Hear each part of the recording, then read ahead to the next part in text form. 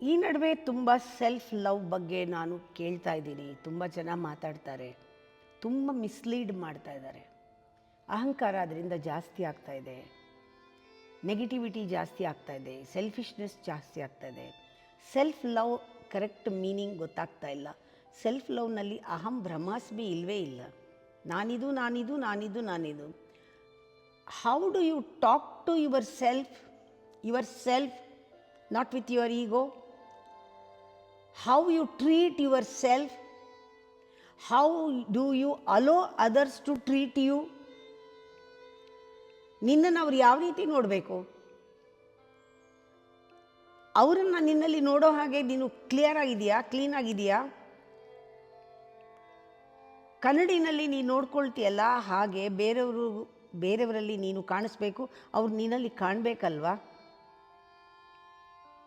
ಆವಾಗ ಅನ್ಕೋಬೇಕು ಕನ್ನಡಿನಲ್ಲಿ ನೋಡಿಕೊಂಡು, ನಾನು ನನ್ನನ್ನು ಪ್ರೀತಿಸ್ತೀನಿ ಅಂದರೆ ನನ್ನ ಆತ್ಮವನ್ನು ಪ್ರೀತಿಸ್ತೀನಿ, ನಾನು ಎಲ್ಲರನ್ನೂ ಪ್ರೀತಿಸ್ತೀನಿ, ನನ್ನಲ್ಲಿ ಅಬಂಡೆಂಟ್ ಡಿವಿನಿಟಿ ಇದೆ, ನಾನು ಯಾವುದೋ ಒಂದು ಕಾರಣಕ್ಕೆ ಇಲ್ಲಿದ್ದೀನಿ, ಪ್ರಪಂಚಕ್ಕೆ ನಾನು ಏನೋ ಕೊಡೋದಿದೆ, I love my self.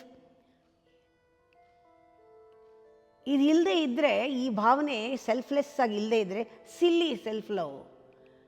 Self ಲವ್ನಲ್ಲಿ ನಿಮಗೆ ಕೋಪ ತಾಪ ಎಲ್ಲ ಇದ್ದರೆ, ನಿಮ್ಮಲ್ಲಿ ನೀವು ನಿಮ್ಮ ಬಗ್ಗೆ ಇನ್ಫೀರಿಯಾರಿಟಿ ಕಾಂಪ್ಲೆಕ್ಸ್ ಇದ್ದರೆ ಹೆಂಗ್ರಿ ಪ್ರೀತಿಸ್ಕೋತೀರಾ ನಿಮ್ಮ ಆತ್ಮನ? ಬೇರೆಯವ್ರನ್ನ ಹೆಂಗೆ ಪ್ರೀತಿಸ್ತೀರಾ? ಸೆಲ್ಫ್ ಲವ್ ಗೊತ್ತಿಲ್ಲ ನಿಮಗೆ. ಸೆಲ್ಫ್ ಲವ್ ಅಂದರೆ ನಿಮ್ಮ ಆತ್ಮವನ್ನು ಪ್ರೀತಿಸಿದಾಗ ಅಲ್ಲಿ ಏನೂ ಕಲ್ಮಶ ಇಲ್ವಲ್ಲ, ಅದು ಸೆಲ್ಫ್ ಲವ್ ಅಂದರೆ. ನಿಮ್ಮಲ್ಲಿ ಎಲ್ಲ ಡಿಫೆಕ್ಟ್ ಇಟ್ಕೊಂಡು ನಾನು ನನ್ನನ್ನು ಪ್ರೀತಿಸ್ತೀನಿ ಅಂದರೆ ನಿಮ್ಮ ಡಿಫೆಕ್ಟ್ ನನ್ನ ಪ್ರೀತಿಸ್ತೀನಿ ಅಂತ ಅರ್ಥ. ಅದೇ ಹೊರಗಡೆ ಬರೋದು, ಬೇರೆಯವ್ರ ಮೇಲೆ ದ್ವೇಷ ಮಾಡ್ತೀರ. ಆವಾಗ ಸೆಲ್ಫ್ ಲವ್ ಭಾಳ ಡೀಪರ್ ಮೀನಿಂಗ್ ಇದೆ ಅದಕ್ಕೆ. ಅದು ಅದ್ವೈತ ತತ್ವ.